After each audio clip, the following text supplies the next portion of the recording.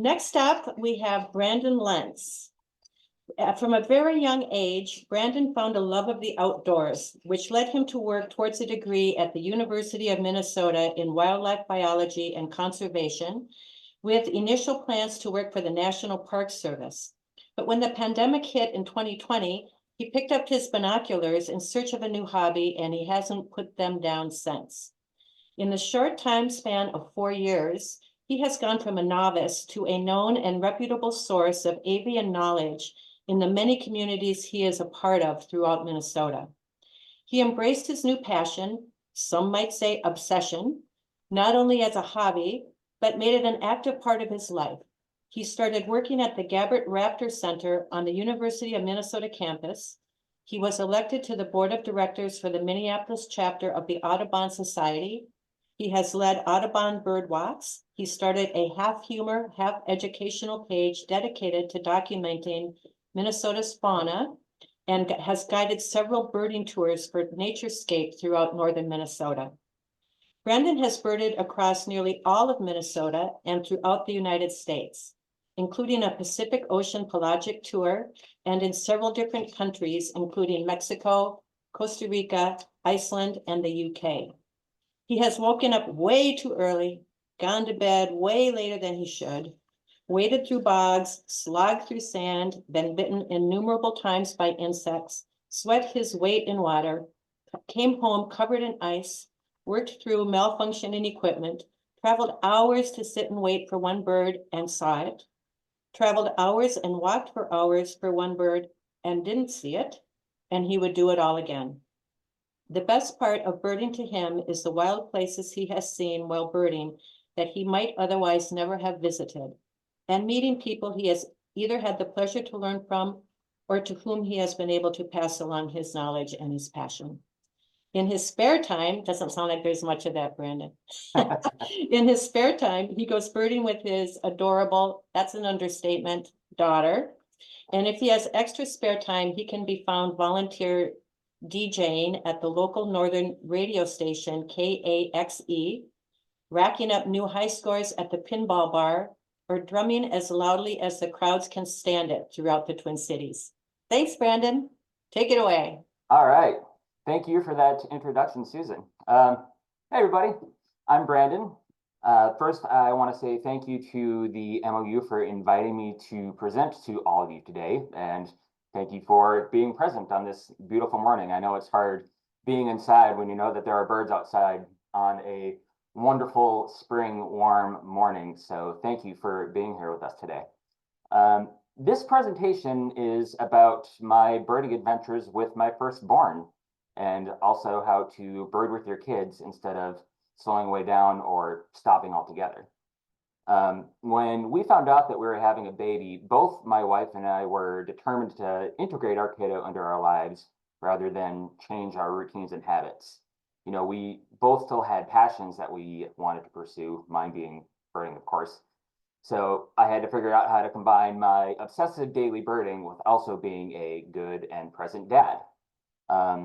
We've been at it for almost 2 years now, so here are a few things I've learned along the way. First, meet Indy. This is my daughter and my birding buddy. She is now nearly 2 years old, but she has been birding with me since she was 3 weeks old, which brings me to my first tip. Start them early.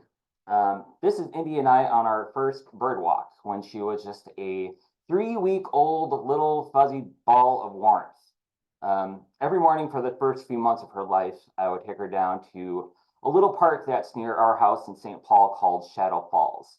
It's just a little tiny spit of fragmented bluff habitat on the Mississippi, but it can be exciting, especially during migration. For the most part, at that age, Indy would just fall asleep on my chest while I slowly walked around and hope for a new species to add to our park list. This was great for all of us because my wife got to sleep, I got to go birding, and Indy and I both got some much needed fresh air.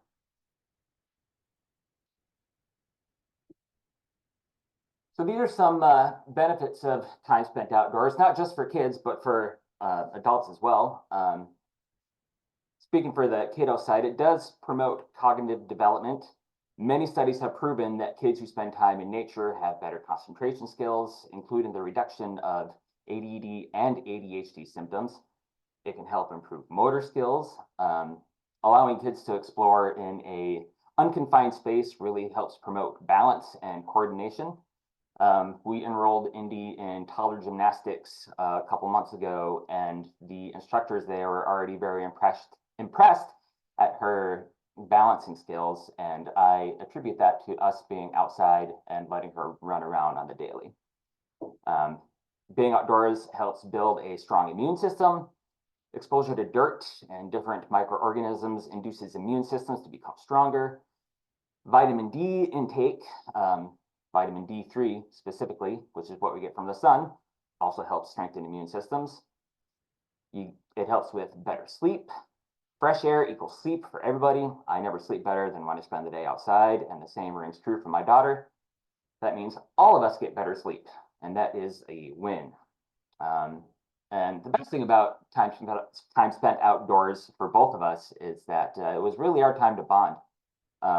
When she was really little, most of her time was spent cuddling up to her mama, and I never really got to experience that part of raising her.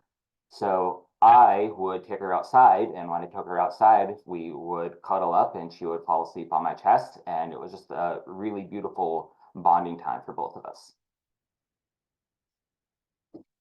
So a little overview of what you'll want and need for birding with a kid. First, you need a child. If you don't have a child of your own, you can bring if you have family members, nieces, nephews, cousins, bring them outside, get them into birding. You'll want patience, lots of patience, the proper gear, toddler-friendly birding spots, more patience, toddler bird paraphernalia, lots of distraction tactics, bucket loads of enthusiasm, a willingness to teach, and more patience. So here are 3 essential pieces of gear that I've found we need for happy birding. First, this is the Baby Bjorn original carrier. It retails at about $145, but you can find many, many used options out there, especially on eBay. Works great for up to a year of age or so. And like I mentioned earlier, it's fantastic for early bonding. With proper fastening, you can carry your kid around hands-free, which also means you have hands-free binoculars, which is important.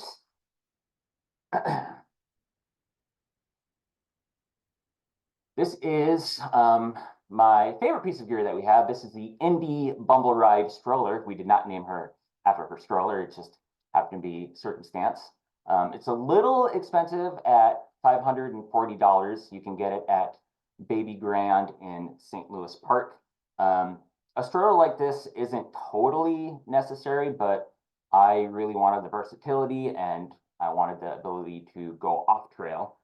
The tires are all-terrain. It has a nice built-in suspension system, which really helps for a smooth ride. And as you can see here in this photo, it really doesn't bother her at all when we're going across rocks and sticks and things off trail.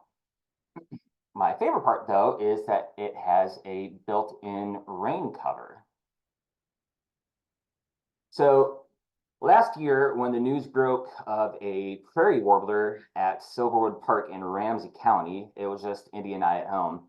It was raining really hard that day, but not hard enough to make me miss a really great bird. So I loaded her into the stroller, put up the rain cover, and off we went to re-find the prairie warbler in the rain. We did find it. I got to add a fantastic bird to my life list, albeit totally soaked. And Indy got to go on a whole new weird kind of adventure with her dad while staying completely dry throughout. And as you can see here, she had a really great time. I was soaked to the bone, and she was totally dry. This is the Osprey Poco LT carrier. I found this at REI. Retails at about $240 to $250. It's really lightweight, weighs about 5 pounds. It's equipped with a full built-in sunshade. So if you're out walking around on a prairie, you can protect them from the sun. And it's a really great option when the stroller becomes boring. She likes being carried around, and who doesn't like a piggyback ride through the woods? So, how do you get your kids interested in birds?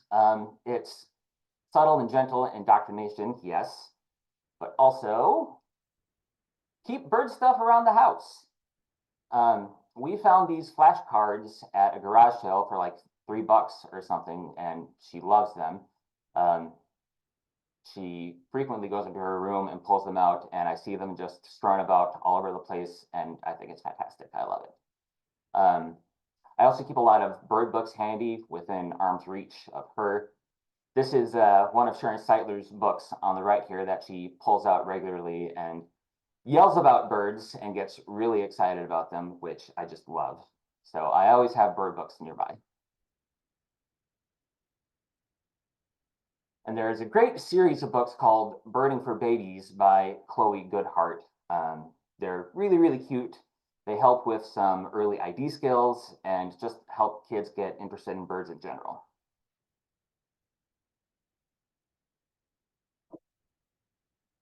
So Indy saw me putting these weird things up to my eyes often enough that she eventually got curious and wanted to look through mine all the time, but they were too heavy for her. So we bought her a little kid's pair of binoculars. They weigh like, I don't know, half an ounce or something like that.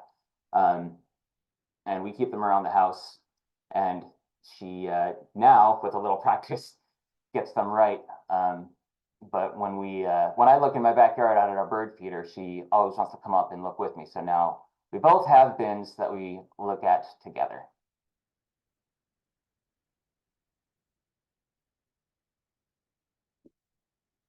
So we still go on nature hikes nearly every day. The birds are kind of an ancillary but wonderful benefit of our hikes.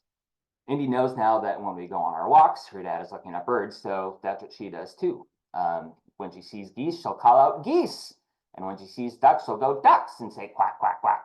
So it's just a really wonderful way to teach them about nature. It's part of our daily lives, which brings me to a really important point. Repetition is key. Toddlers thrive on routines. And I found that our daily walks help with building confidence. It helps give them a sense of security in knowing that almost every day, almost at the same time every day, we'll be outside walking around in nature. It lowers everybody's stress levels, especially mine, and it helps with a better day's nap and a better night's sleep.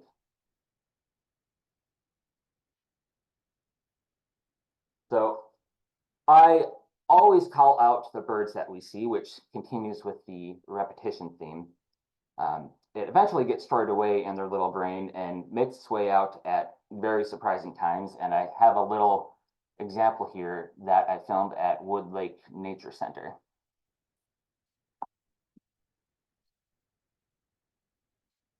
Blackbird. I've watched that video 700 times. So as you can see, repeating bird names and calling out the things you see really, really sticks in their brain.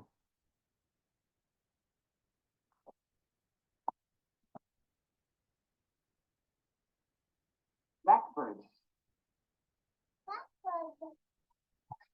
I didn't mean to play that again, but it bears repeating. Okay. Some things I've learned to make birding with kids a more pleasurable experience for everybody. Lower your expectations, then lower them some more. I never go out birding with my kid with birding goals. I never go out to see a specific bird. I never go out with specific list goals. If I do, I just know I'm going to be disappointed. So save your listing goals for solo trips, especially if you're running around looking for smaller, harder to find birds like sparrows and warblers. It's just not going to work with a baby. So get that expectation out of your brain and just go with the flow. Go with your kid's flow. Sometimes she wants to get out of her stroller and walk around. Sometimes she wants to be carried in her carrier. Sometimes she wants to stop and look at something. I let her do whatever she wants. I just want to encourage her exploration, and I never want our birding to become a droll, boring drudge for her. Talk to them. I talk to her constantly. I always call out the things that we see, whether it be a bird or an animal or a flower or a tree or a dog or a bicycle. I just really like to keep her engaged. I found that 1 to 2 hour hikes are best. Anything beyond that, and she starts to get really, really fussy and persnickety. So I just want to keep it fun. When our hikes are over on the way home every day, I repeat what birds we saw, and it just helps, again, stick in her little sponge of a brain. Improvising distraction tactics is really, really important. Bring snacks, lots of snacks, and some other distraction tactic tips. If you see a little free library, stop and grab a book. She absolutely loves reading, and it gives me the opportunity to go look at some birds while she is distracted by something else. I always bring lots of snacks, especially snacks that take a long time to eat. Apples are great. I will take one small bite out of a whole apple and hand it to her, and she will sit back there and happily munch away on an apple for at least 20 minutes. And it's a great time for me to find the birds that I want while she's munching away on a snack. Hand them literally anything that they haven't felt before. When she was really little, especially around a year of age, I would hand her sticks. I would hand her blades of grass, cattails, plants, rocks. It's a really, really fun sensory experience for toddlers to feel new things. So anything that you can hand them to keep them happy and occupied is great. I like to dance when we're on the trail. I like to bounce. Sometimes I sing. Sometimes I'll run a little bit. I just try to make it as fun as possible. And as I mentioned before, I point out everything: animals, bird songs, trees, plants, flowers, anything that keeps them engaged with what we're doing. And a really important part is to let them explore on their terms. So I always try to let her explore the way that she wants, within reason. Sometimes she wants to be carried, sometimes she wants to walk, sometimes she wants to play in the dirt barefooted, and sometimes she wants to stop and look at rocks for 25 minutes. And all of it is great. If she's not having fun, chances are that I'm not either, and that's just going to mean that future outings will become less and less fun and eventually become a chore for her. I never want that to happen. I always want this to be a good time for both of us, so I usually grant her requests for whatever she wants. This is a great time for you to brush up on your vocalization ID. I always listen for bird songs when Indy is crawling around barefoot on the ground. And sometimes I'll find warblers swimming around that I'll be able to spot for 5-10 seconds while she's exploring rocks and leaves and such. So this is a really great time to just chill in nature. This is a wonderful little device that we found online. This is available on Amazon for like 25 bucks, I think. It is called a Yoto Mini audio player. So this has several different MP3s that are stored on different cards. You pop the card right into the player and it plays all kinds of different music. It also has little stories, little toddler audiobooks. She absolutely loves this thing, and I don't mind bringing it on our walks on occasion. The best thing about it is you can control the volume and lock it from your phone. Nobody wants to hear your music when they're trying to enjoy nature, so I keep it at a volume that only Indy can hear. It's really, really soft, and it keeps her distracted, especially if we're far away from the car and she's getting restless. So to sit there and listen to music, and our walk back is pain-free.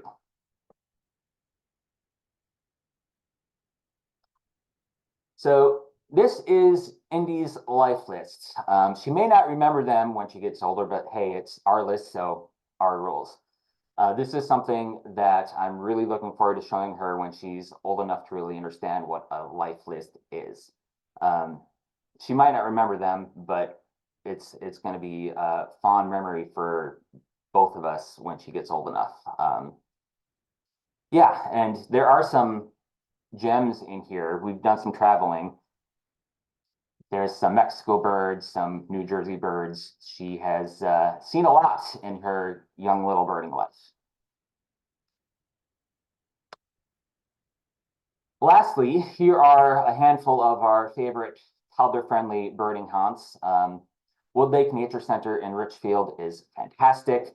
The trails are always really well maintained. The nature center itself is a blast for her. She loves going inside and looking at all the taxidermy.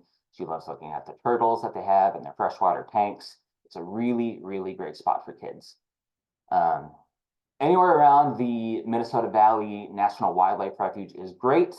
All of their trails are fantastic and well maintained, and you never have to worry about getting too dirty or mucky. Shadow Falls Park in St. Paul, that was the park that I mentioned earlier. That's just a couple miles, not even a couple miles, a mile from our house. It's just a little park that we adore. Acacia Park Cemetery in Mendota Heights is great because it's really, really quiet. All of the trails through the cemetery are paved, and I rarely see another person when we go out birding there. Thompson County Park in West St. Paul is great because it has a ginormous playground, which he loves, and it also has walking trails through the woods around the park itself. So we can do a combination of birding and walking and playing on the playground. Crosby Farm Park in St. Paul is also really great. Again, one of the main keys you want to look for is trails that are very toddler friendly. If she wants to get down and run around in them, I'm very happy to let her. Richardson Nature Center in Bloomington is similar to Wood Lake Nature Center in Richfield in that the trails are great outside. They also have a really great toddler play area inside that she really, really likes.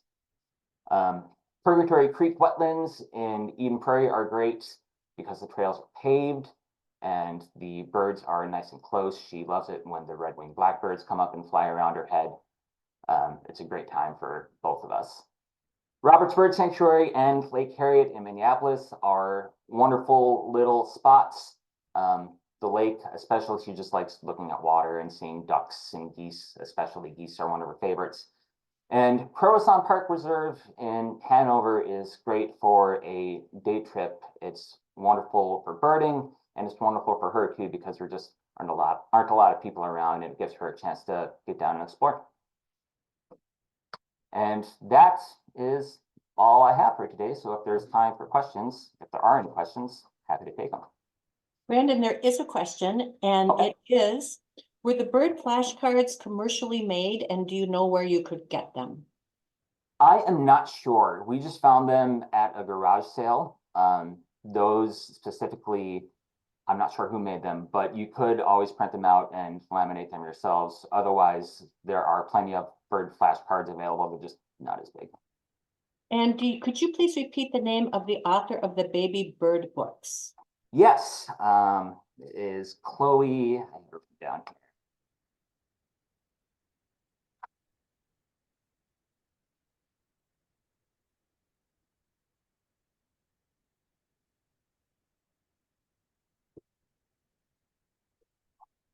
If you can't find it right now, maybe you can stick it in the chat. Happy to do that. Perfect. Brandon, thank you so much. Obviously, you've got a million things going on in your life, and a key one is little Indy, who is adorable.